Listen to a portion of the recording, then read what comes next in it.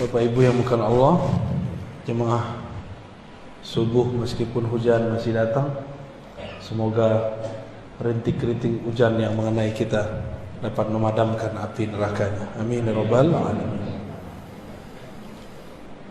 Tema kita tentang husnul khatimah. Husnul khatimah bahasa Arab artinya husnu, bagus. Khatimah, penutup. Penutup yang bagus. Kalau kita kerja supaya bagus, keluarnya gimana? Bagus laporannya. Maka orang-orang yang sering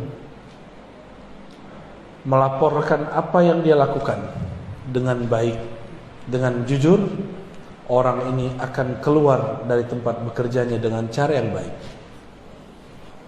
Sama, ruh ini sedang diperintah Allah. Dia ada pekerjaannya. Jangan sampai dia ditipu oleh nafs jiwa. Maka jiwanya harus naik dari jiwa al-ammarah bisu. Jadi jiwa itu ada banyak tingkatannya. Kita sudah sering dengar. Ada jiwa yang menyuruh kepada keburukan, disebut ammarah bisu. Ini jiwa-jiwa yang ruhnya terhalang untuk mengenal Allah. Disebut dengan an-nafs al-ammarah bisu. Ammarah bukan amarah. Ammarah berarti alladhi yukthir al-amr, yang banyak memerintah, yang banyak menyuruh. Jiwa kita ini sangat liar. Karena dalam riwayat Israiliyat ada satu riwayat yang bagus, meskipun secara kualitasnya tidak sampai sahih. Cuma ulama kita mengatakan maknanya sahih sesuai dengan ayat-ayat ini. Tatkala Allah menciptakan nafs, maka Allah mengatakan aqbil, wahai jiwa, melihatlah kepadaku, menghadaplah kepadaku. Fala yuqbil, tapi dia tidak mau menghadap. Lalu Allah katakan lagi, ya nafs aqbil, wahai jiwa, menghadaplah kepadaku. Tapi jiwa itu tidak mau juga, pantang disuruh-suruh. Akhirnya Allah laparkan jiwa, Allah puasakan jiwa dari makanan-makanannya. Lalu Allah mengatakan, ya nafs aqbil fa aqbala, wahai jiwa, menghadaplah. Barulah jiwa itu menghadap kepada Allah Subhanahu wa ta'ala. Jadi cara untuk mendidik jiwa ini supaya dia naik dari yang paling rendah ammarah, minimal naik ke lawamah, itu puasa. Puasa di situ bukan hanya puasa zahir, tapi juga puasa batin. Nafs itu ada penyakit di dalamnya, sombong. Puasa dari kesombongan. Nafs itu pengen didengar selalu, tidak mau mendengar orang. Nafs itu pengennya ditaati, tapi tidak mau mentaati.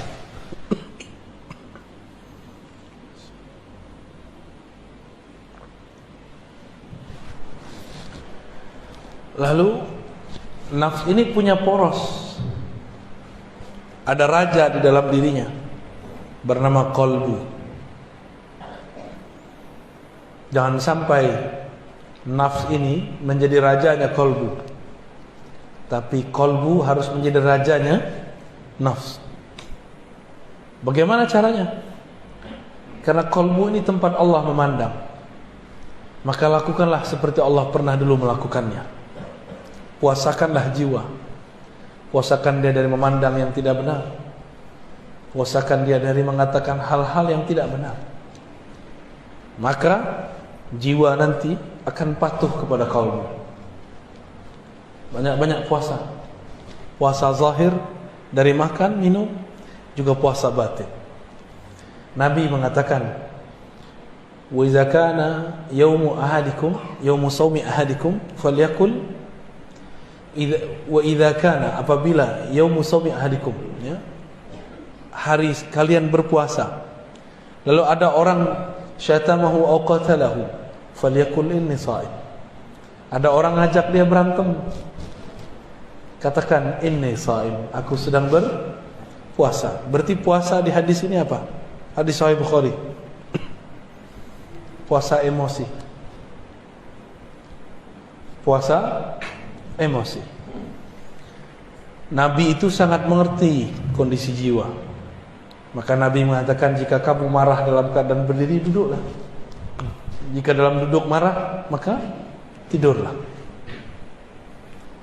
Itu sebabnya saya kalau ceramah, saya memilih bersandar, ya, supaya tidak, emosinya tidak meluap-luap. Ya, silakan para satis dicobain. Ya, cobain kalau ceramah itu bersandar. Maka kita nafsnya sudah disandarkan, tinggal yang bicara kolbunya, lidahnya dipinjam sebentar. Tapi kalau sudah begini, lain ceritanya. Gelarnya jadi keluar. Saya doktor, saya LC, lulusan apa tuh? Lulusan Ciputat. Ya, lama di Kairo. Itu istilah baru yang saya dapat di Medan. Dari Dr. Thohir, alumni Kairo ini, alumni Mesir ini. LC kata dia lama di Kairo. Kalau MM masih di Medan. Jadi si jiwa ini harus dipuasakan terus, nanti dia naik ke lawamah. Apa ciri-ciri jiwa kita sudah naik ke lawamah? Kita suka menyesali perbuatan. Maka ahwal, kondisi yang terjadi pada orang yang sudah naik ini namanya muhasabah. Apa namanya? Suka menghisap dirinya, bukan menghisap orang lain. Suka menyalahkan dirinya, bukan menyalahkan orang lain. Lawamah itu dua, ada lawamatu ghairi. Dia mencaci maki orang lain, itu setan. Setan itu dikeluarkan dari surga, yang salahkan iblis, yang salahkan Adam. Iblis keluar dari surga, yang salahkan siapa? Nabi Adam. Lalu justru dia diusir karena dia tidak patuh kepada Allah. Ketika Nabi Adam pun juga diusir dari surga, beliau salahkan siapa? Dirinya sendiri. Ini beda Bani Adam yang ruhnya hidup dengan Bani Syayatin.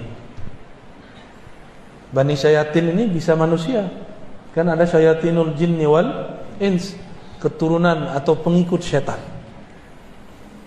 Apa aja disalahkan orang, enggak pernah menyalahkan diri. Oh, ini banyak ustadz sekarang begitu.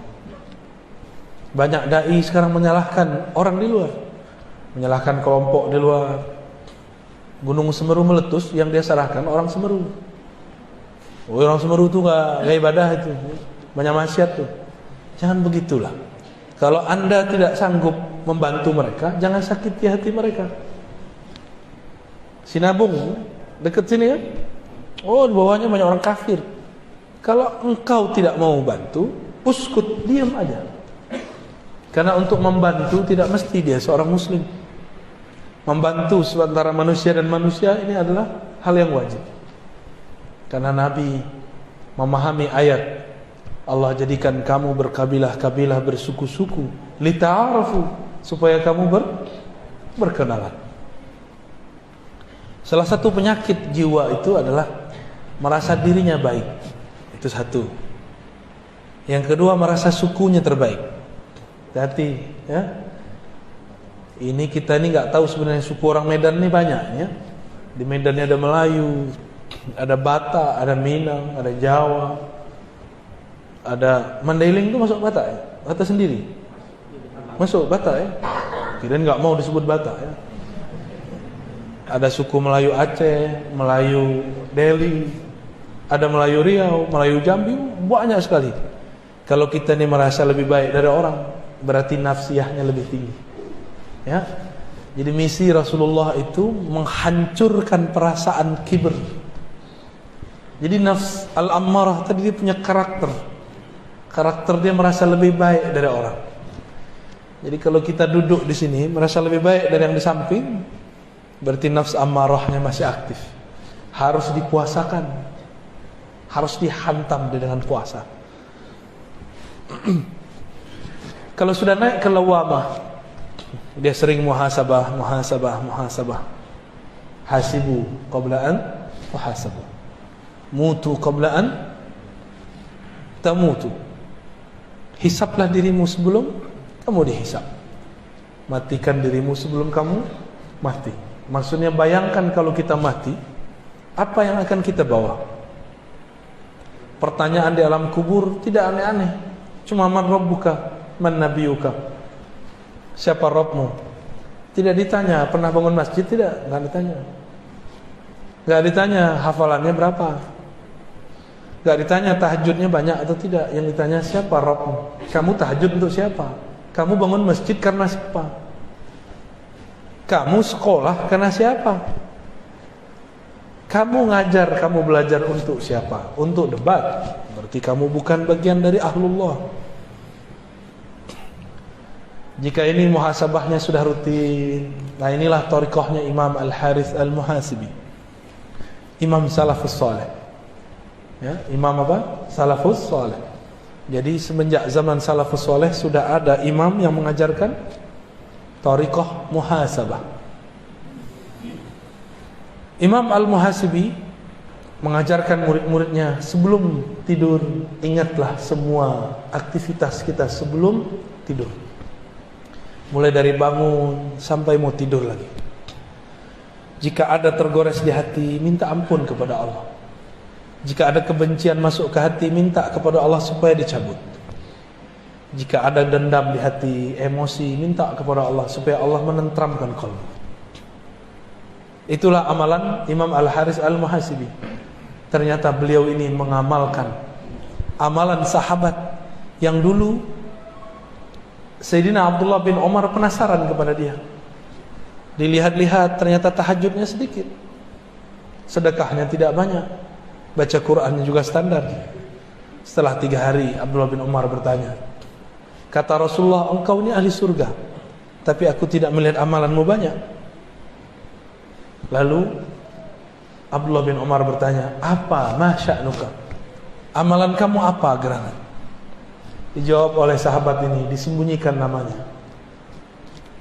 Tidaklah aku mengambil tempat tidurku kecuali aku membuang semua kebencian, semua goresan, semua dendam dari qalbuku.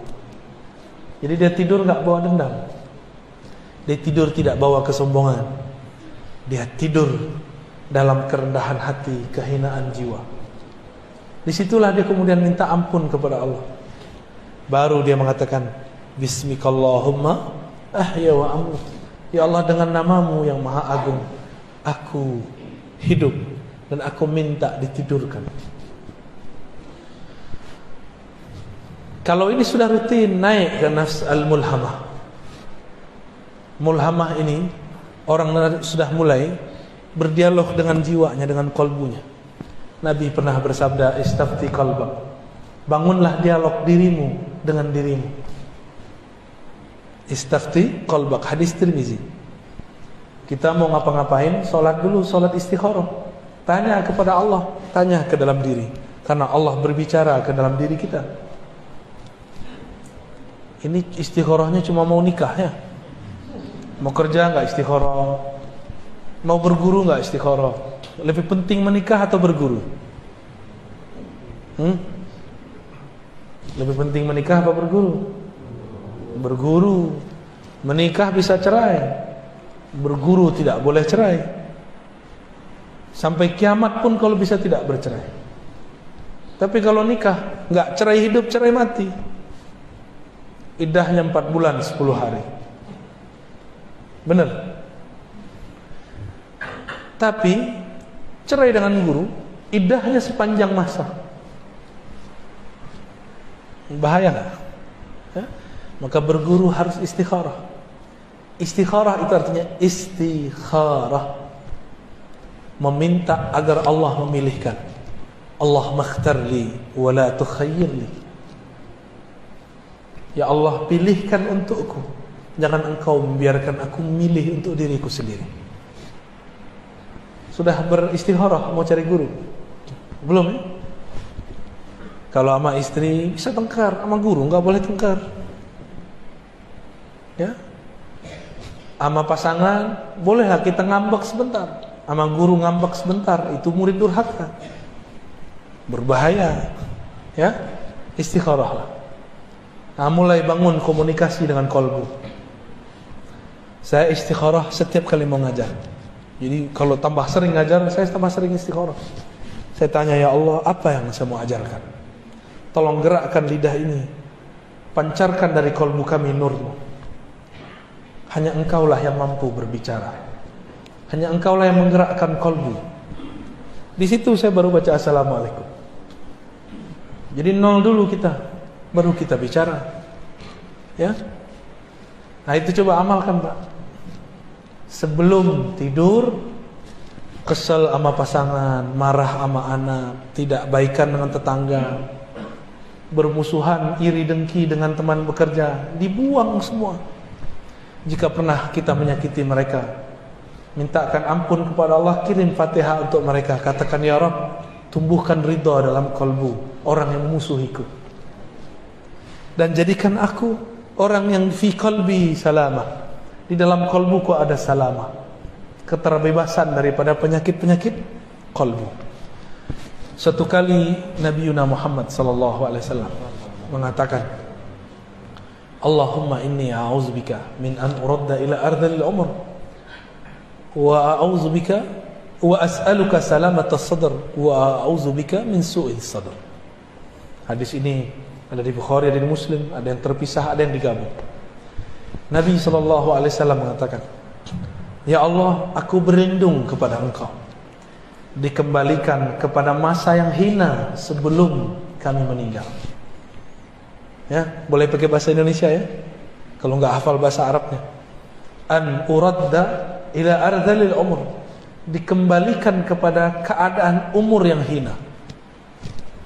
Anak kecil tidak bisa apa-apa, ngapain saja harus dibimbing, harus dibantu. Maka dikembalikan masa seperti itu disebut arzalil umur. Kalau ada di antara keluarga kita sudah begitu, maka katakan, ya Allah, ikhtim lana bihusnil khatimah. Keadaan ini sudah takdir Engkau, kami ridha ya Allah, tapi tetapkanlah kami dalam husnul khatimah. Kembali ke hadis tadi. Hadis ini berkaitan dengan surat Yasin, wa man nu'ammirhu nunaqqishu fil khalq. Siapa yang kami panjangkan umurnya, kami kembalikan dia seperti semula jadi. Dulu tidak bisa bicara, sekarang susah bicara. Tidak bisa jalan, sekarang nggak bisa jalan.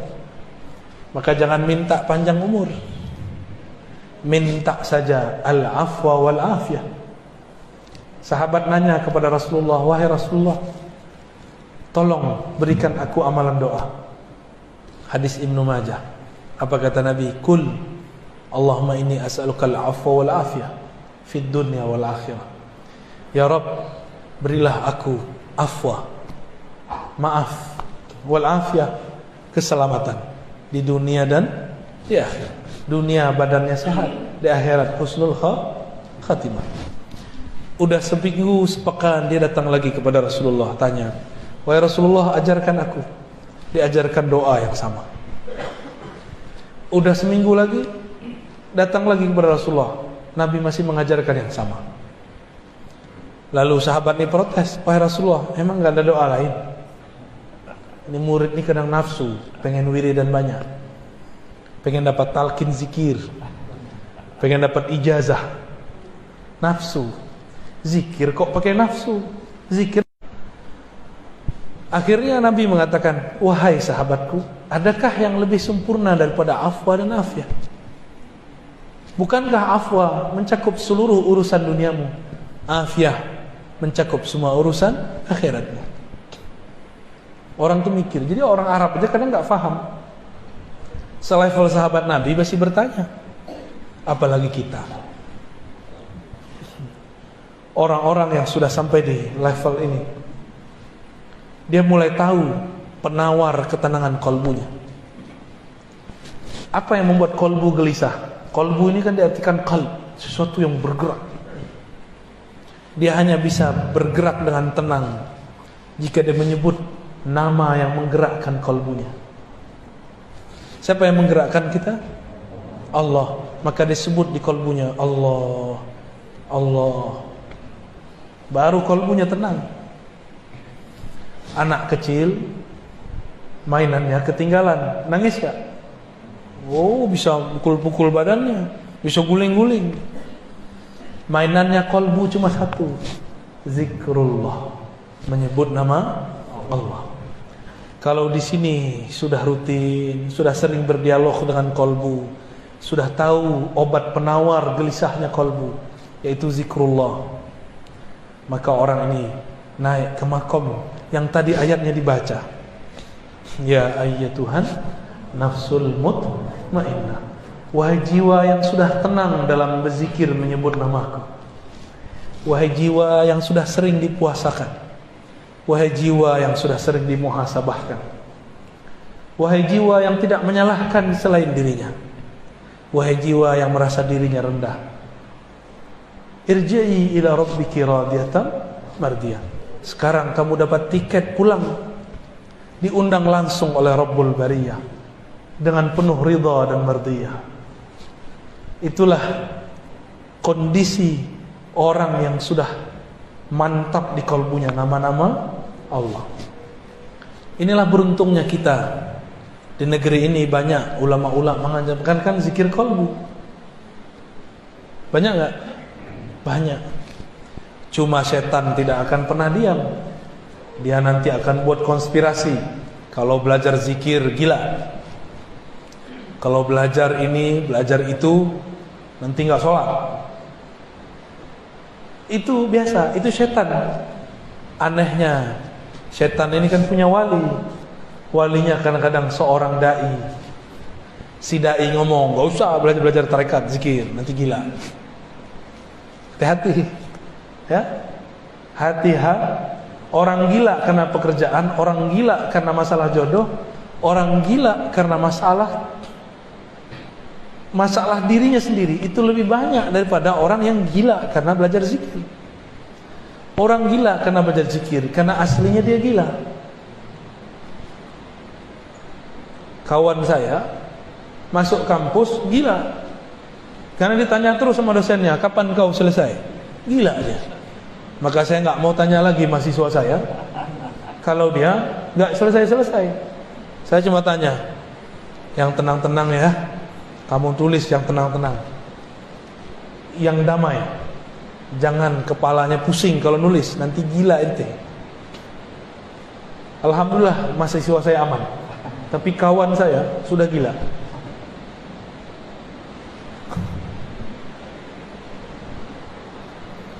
Udaranya sendu sekali ya, seperti suara saya. Sebenarnya saya nggak enak badan Pak, tapi karena janji harus ditepati, saya minta kepada Allah, ya Allah berikan saya kekuatan. Tapi nanti Jumat saya nggak kuat lagi, maka cuma 2 ini, pagi ini dan waktu duha, insya Allah. Nah, jadi kalau mau husnul khatimah, apa yang dilakukan? Jangan salahkan orang lain, sering puasa, salahkan diri. Yang kedua, sering-sering muhasabah. Yang ketiga, sering ajak diri kita berdialog. Lalu belajar zikirlah kepada ahli zikir. Kalau sudah begitu, nanti dapat undangan. Jadi husnul khatimah itu undangan dari Allah. Irji'i ila rabbiki radiyatan, berarti Allah yang undang. Maka saya tutup dengan hadis Nabi. Nabi mengatakan, man kana akhiru kamamihi la ilaha illallah, siapa yang akhir kalamnya la ilaha illallah, dakhalal jannah, pasti masuk surga. Ada anak muda nanya, tamatan lama di Kairo, LC juga. Apa kata dia? Buya, Nabi sebelum meninggal enggak baca la ilaha illallah, baca ummati. Itu husnul khotimah, su'ul khotimah. Ya salam. Itu yang nanya setan apa dia ya? Tapi bagus. Bagus itu pertanyaan. Kira-kira gimana Pak? Nabi sebelum meninggal enggak baca la ilaha illallah, baca apa? Ummati as-salah, as-salah. Ittaqun nas, ittaqullah fil nisa, ittaqullah fis salah. Itu apa? Itu cara menjaga la ilaha illallah. Nabi itu, dia dan Allah sangat dekat. Kalau sudah dekat tidak perlu sebut menyebut. Saya dengan Dr. Thohir, karena sekarang jaraknya cuma 1 jengkal, nggak perlu saya bilang Dr. Thohir tuh orangnya. Saya nggak ngomong begitu, karena dia udah di samping. Tapi kalau orangnya di luar, saya omongin si dokter tuh yang lama di Kairo. Saya ngomong begitu. Tapi kalau orangnya di samping perlu nggak? Dulu kalau kita cinta seseorang, kalau belum ketemu kita sering sebut namanya. Cari-cari nama dia di Facebook, cari-cari nama dia di Google, cari-cari nama dia di sosial media, cari-cari nama dia di kalangan teman-temannya, kirim-kirim salam, benar? Mirip-mirip begitulah. Orang kalau sudah cinta sering-sering sebut nama. Kalau sudah menikah masih begitu nggak? Enggak. Ya, nggak perlu lagi sebut-sebut nama. Yang punya nama sudah bersama saya. Kalau orang sudah dekat kepada Allah, zikirnya bukan lagi menyebut, zikirnya memandang. Zikirnya dipandang oleh Allah Subhanahu